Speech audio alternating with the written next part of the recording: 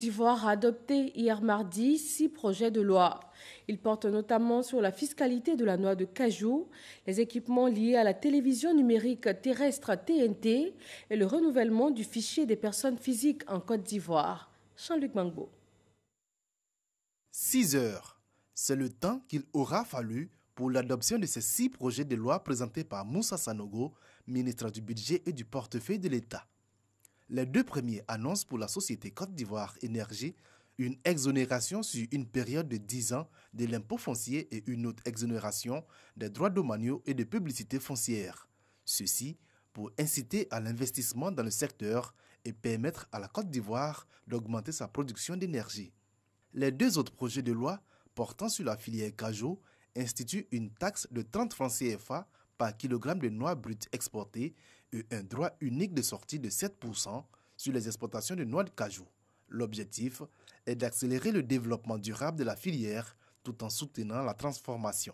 Projet de loi longuement discuté par les députés, tout comme celui relatif à l'identification des personnes physiques qui prévoit un contrat avec la société Semlex.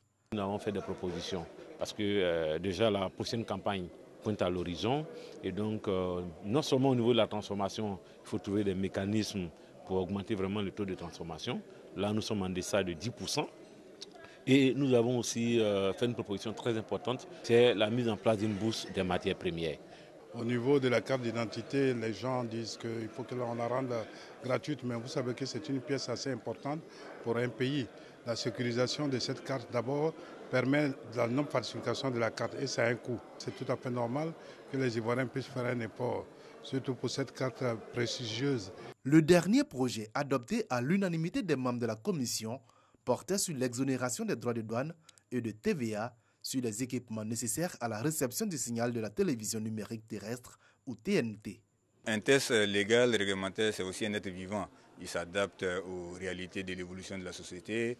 À tout moment, on peut faire des ajustements sur la base de mécanismes plus performants.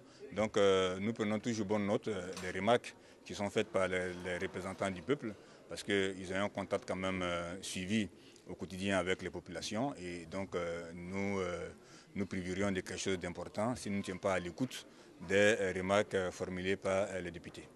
Après ce passage réussi à la Commission des affaires économiques et financières, ces 6 projets de loi seront portés en session plénière en vue de leur adoption définitive.